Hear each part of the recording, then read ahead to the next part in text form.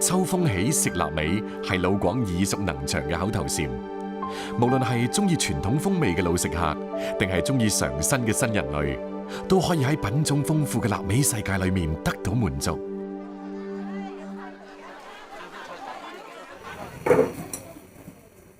臘味最經典嘅食法就係廣式臘味飯。煲到晶瑩剔透嘅油脂，層層滲透到飽滿嘅米粒裏面，咬一啖，濃郁嘅肉汁喺嘴裏面熱騰騰咁爆開，香味撲鼻。而廣式臘味中最出名嘅就係臘腸啦。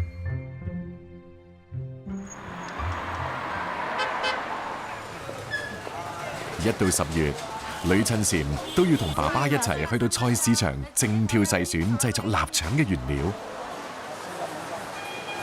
前仔唔要啊，要烤腿啊！呢啲前仔唔要。係啊，夠啦冇啦攞落去就黏黏稠稠咁樣係最好啊！你咁識睇嘅啊！唔係叻你啊！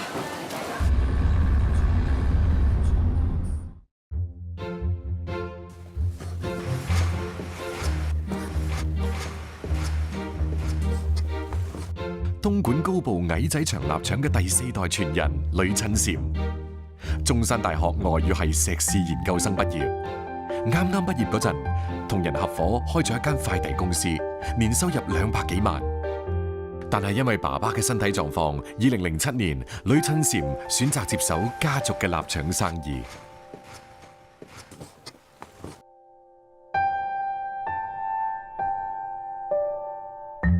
開始都有啲無奈，有啲猶豫嘅。咁後嚟越做開呢份工作咧，就發覺嗰個興趣係非常之大。3-4個鐘之內做完就最好噶啦，盡快入爐。呂趁禪堅持古法製作，通過清朝嘅《美味求真》一書，呂趁禪知道古人喺做臘味嘅時候會加入一啲陳皮。佢覺得食材嘅搭配試驗係等食物充滿奧妙嘅保障，而美味嘅背後需要嘅就係時間。最後決定是用15年的陳皮，結果做出來的香味非常濃。肉按照肥瘦比例混合，加入精選嘅陳皮、汾酒同豉油，充分攪拌，再灌入腸衣，就係臘腸嘅雛形啦。這個程序是扎針，然後方便在整個晾曬的過程中透氣和排風。因為我哋係矮仔腸以短小粗壯而出名嘅，咁我哋就將佢綁成大概係4-5公分一截。我哋用100斤嘅豬肉，咁最後做翻出嚟咧，只有60幾嘅臘腸嘅啫。廣式臘腸俗稱風腸，因其製作講求風熱而得名。做好嘅腸要先烤2日，烘乾當中30%嘅水分。呢個屬於規模生產，點樣喺標準化下唔喪失傳統風味，係呂趁禪所重視嘅。做臘腸前面嘅60個鐘係至關重要。呢啲臘腸入咗爐有6-7個鐘噶啦，依家需要轉腸。由尾嘅掉翻頭嘅。做臘腸嘅調料中最重要嘅就係豉油。呂趁禪聽講增城有家手工豉油廠，淨係晾晒就超過半年，可以激發臘腸嘅鮮味。於是佢就登門拜訪。這個已經曬足了180天了，如果現在出的話是頭臭的，那你試一下這個產品的味道吧。好。很濃的吃香味。氨基酸肽氮值大概有多少？有1.0以上。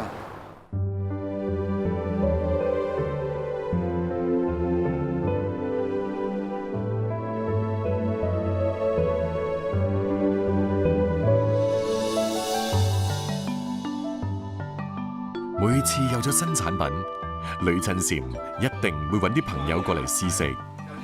希望大家嘅熱愛同挑剔可以對產品改良帶嚟幫助。一粒咁大粒㗎，放喺個轉頭，俾佢一爆嘅時候揀過咧，使個口腔啊、齒頰啊、味蕾都受到飽和嘅刺激，呢個先至食臘腸嘅嗰個最高境界。一爆嘅感覺。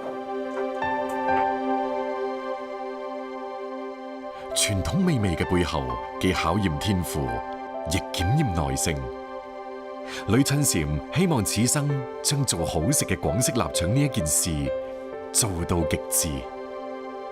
矮仔祥傳承到我這裡已經有100多年的歷史了，我正在努力讓世界上更多的人品嘗到這種既傳統又美味的食品。廣東人既致力於節令嘅食材，亦致力食材嘅豐富。湛江徐聞，中國大陸最南端嘅濕熱海風、丘陵紅土地，催生咗全國1/3嘅菠蘿產量。本地人吳建連做咗幾十年嘅菠蘿種植銷售，熟人都叫佢做菠蘿姐。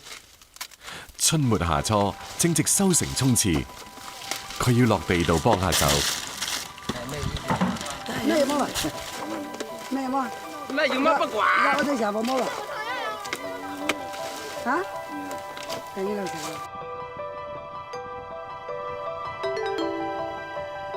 菠蘿地1畝有差唔多4000株種苗，從開花到果實成熟，一般要4到6個月。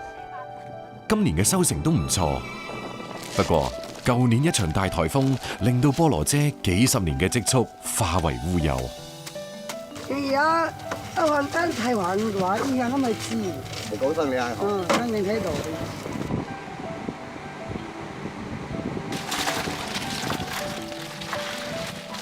生活總要繼續，喺菠蘿姐睇嚟，家鄉嘅菠蘿就係最美味嘅。哪怕預訂嘅價格下跌，佢亦寧願繼續運到北方市場蝕本，亦都唔願意見到農民睇住菠蘿爛喺地裏面。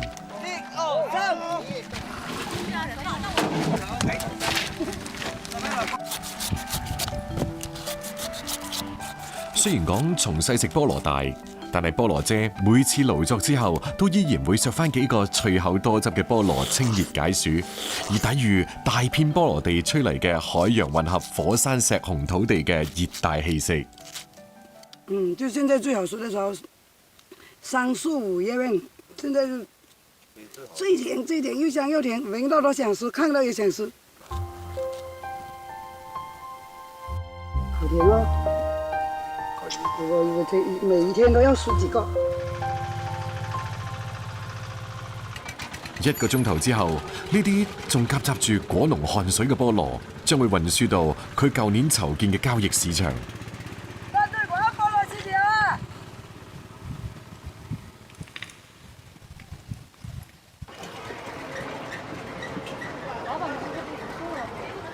每日嚟自天南海北嘅近1000部車，高峰期可以有1-2千噸嘅交易量。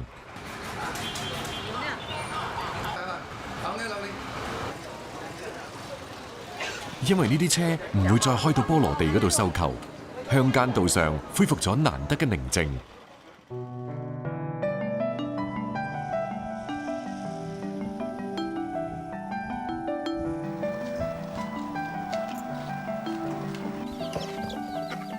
忙碌咗一日嘅菠蘿姐，今日要去家姐屋企聚一聚。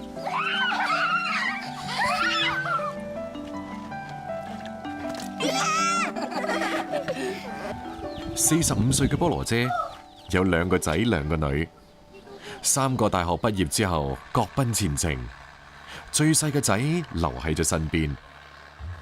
只要個仔返嚟，菠蘿姐都會盡量親自下廚。今日當季嘅菠蘿毫無意外會成為同任何肉類搭配嘅主角。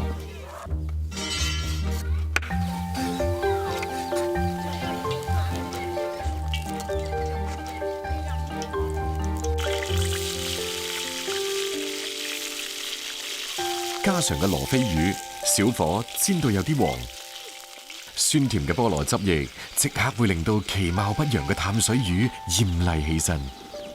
魚嘅吐腥氣反而泛住絲絲嘅奶甜味，散發出嘅濃香令整個農家小院即刻充滿咗飢餓感。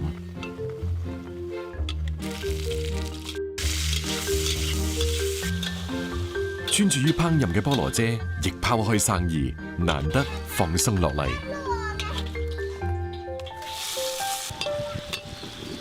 菠蘿大腸、菠蘿花甲湯。菠蘿嘅酸甜爽口，加埋消食止滯嘅功能，成為湛江人春夏之交入菜嘅時食佳果。媽都喺度見啊，就呢皮啊！哦，哎呀，真一啲菠蘿好，一米攞嚟嘛。海邊嘅夜晚嚟得特別早，6點啱啱過就要摸黑食飯。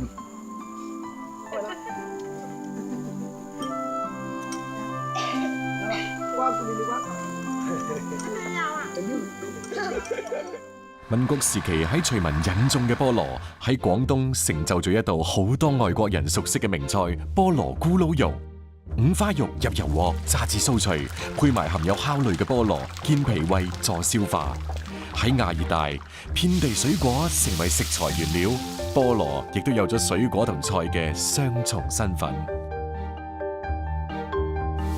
告別咗菠蘿嘅收穫，短暫嘅春季之後，廣東迎嚟嘅係全年最長嘅雨季——龍舟水嚟啦！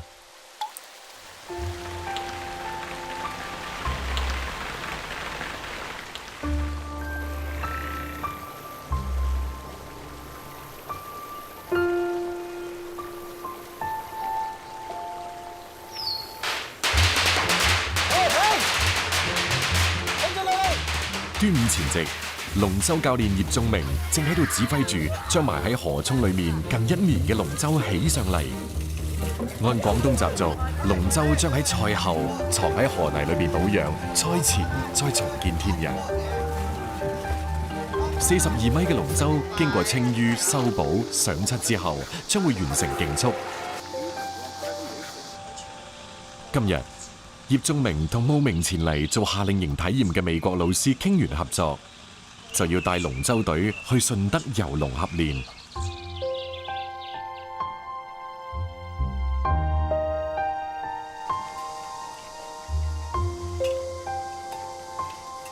太太楊秋明一早就準備好咗龍舟飯嘅材料。這個菜呢可以去水氣，去濕的。喺要求頂飽同去濕氣嘅主要原則底下，龍舟丁一直係龍舟飯嘅主角。主料肥肉丁炸出分油，配搭素菜翻炒，溝埋脂肪溶解嘅濃香，素菜好似從地裏面摘落嚟一樣清脆欲滴，鮮而不寡。5歲嘅泳彤唔中意爸爸划龍舟，因為一到端午節就會少咗好多陪伴。有時嗰啲真係要解入酒精先可以練到咁喎。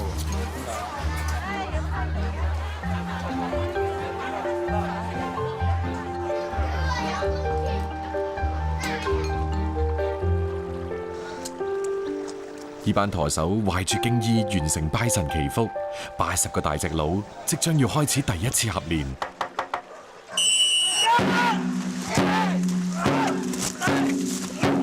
廣東人將划龍舟叫爬龍船，爬嘅力度同節奏決定住速度。有80人，80個槳划下去要整齊、統一才傳統才可以跑得快。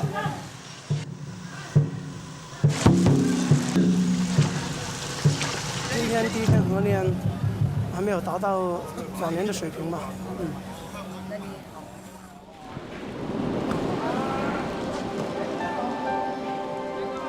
農曆5月初1係正式比賽嘅日子，天啱啱光，葉仲明就開始忙啦。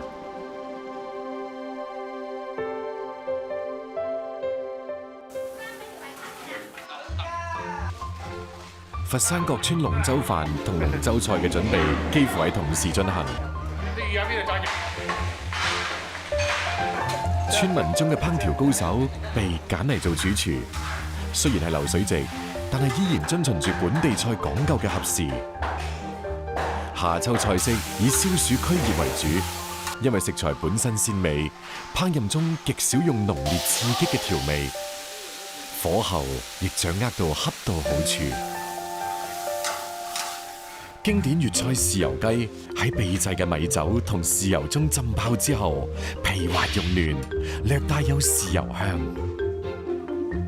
五杯鴨、生菜冬菇、清蒸河鮮，保留咗順德菜嘅甘香爽滑，亦好受歡迎。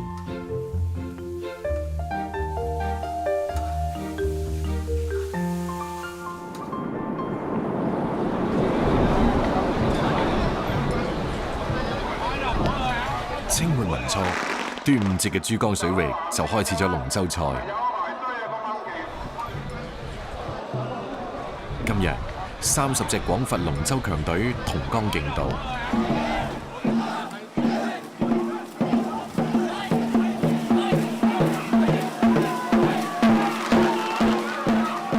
2選1嘅淘汰制 PK 之後，葉仲明所在嘅隊伍成為賽道上最快嘅龍舟。呢個亦都令到隊員消耗咗大量嘅體力。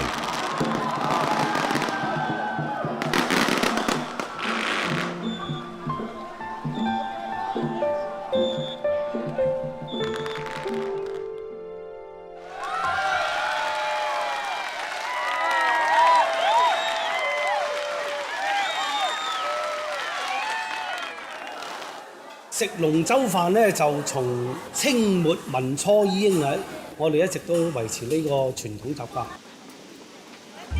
食出真味係佛山人嘅飲食精髓。再多嘅食材，為咗鮮活，亦都會喺當日採購。海鮮更加係提前2個鐘頭運到，上菜前20分鐘起蒸。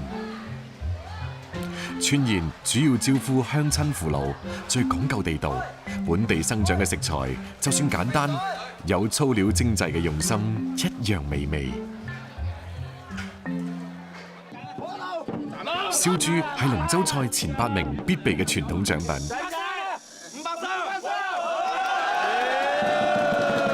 講意頭嘅廣東人，往往會喺川宴後競投燒豬帶返屋企，希望仔女好似龍一樣威猛矯健。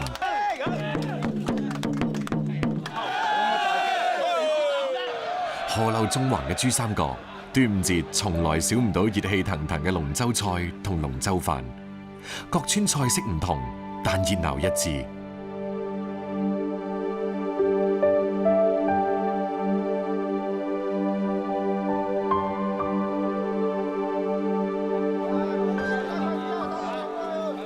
睇住散去嘅隊員背影，葉仲明知道1年之後，大家先至會再相聚。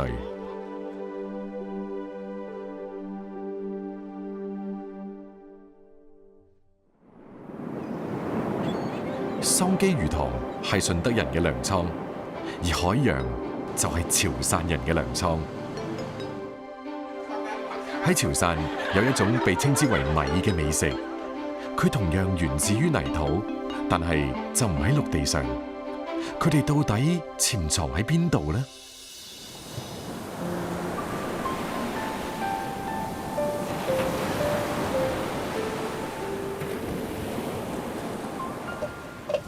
漁民阿莊每日朝早7點幾從屋企出發，出海去捕撈呢一種潮汕特有嘅米。原來呢種米係學名叫尋氏短齒甲嘅貝殼，脫殼之後俗稱薄殼米。薄殼米肉質鮮美，係大自然賜予潮汕嘅美味。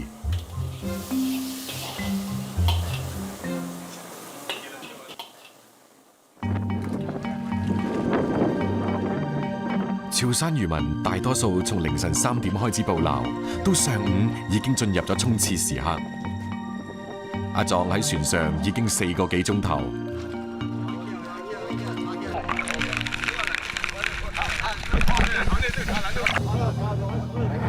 落海嘅漁民唔帶任何護具，有啲甚至已經喺3、4米深嘅海底來回咗100幾趟。咁樣捕撈嘅日子會喺海上連續3個月。薄殼殼內長住一條連線到體外，好似潮汕人中意抱團一樣，幾十個薄殼捲連喺一齊，取得養分，抵擋風浪。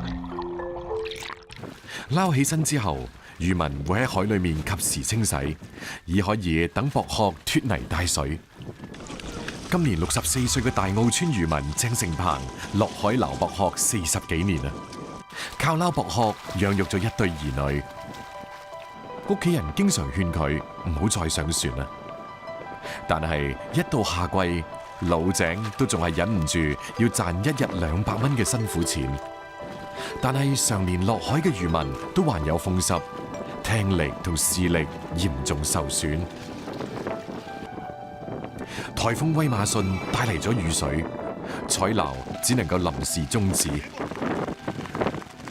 每天都要出來，除非呢12級颱風趕時間把它收起來，裝在口袋裏才是錢。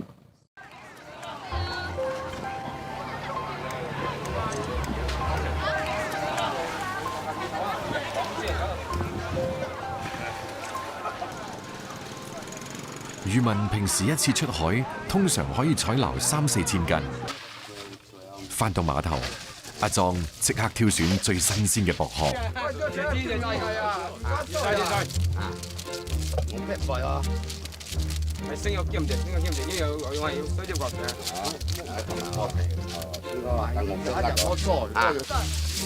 唔多隻斤啊！呢度差唔多隻斤。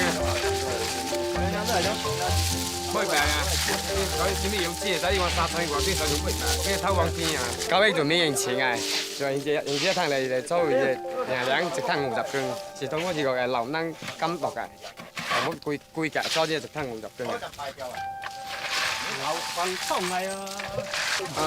幾個鐘之後，阿壯會將佢買嘅薄殼全部加工成薄殼米。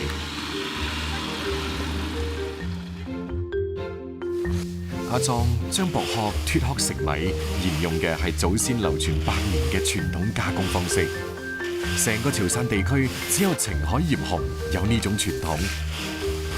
佢嘅餐廳係用竹製曲尺形嘅工具薄殼絞，通過攪拌令到薄殼脫落去絲。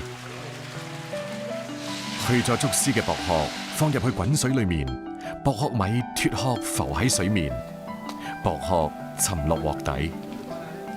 用點樣嘅火候煮薄殼？阿壯有自己嘅秘訣。就是陰陽火，這邊是會開的，那邊就不會開。一走胖，它就肉跟殼自動分離。阿壯透露用嘅係荔枝木，燒起身有荔枝嘅果香。薄殼米煮得好唔好，關鍵係火力大細嘅掌握。打完薄殼米之後嘅空殼仍然殘存一啲肉碎，阿壯就叫個仔同侄仔一齊攞去餵雞。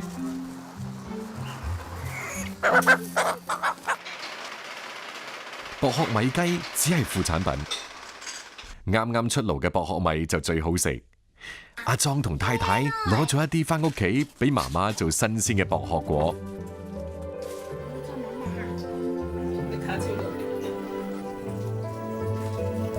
女人聚喺一齊，將南瓜打碎，加入麵粉，碾成麵團，將用薄殼米調好嘅餡料放入去，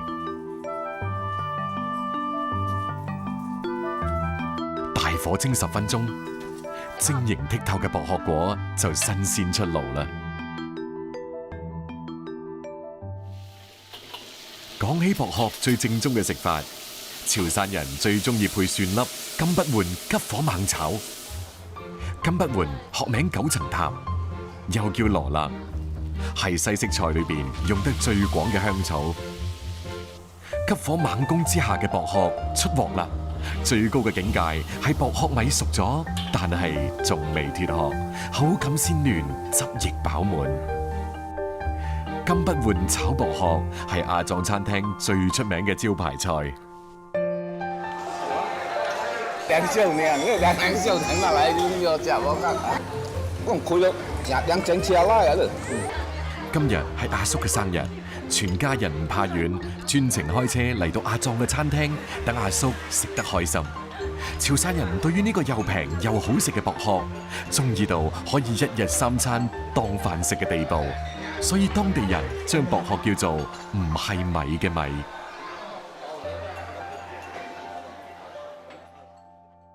第二日天都仲未光，阿壯又去海裏面撈米啊！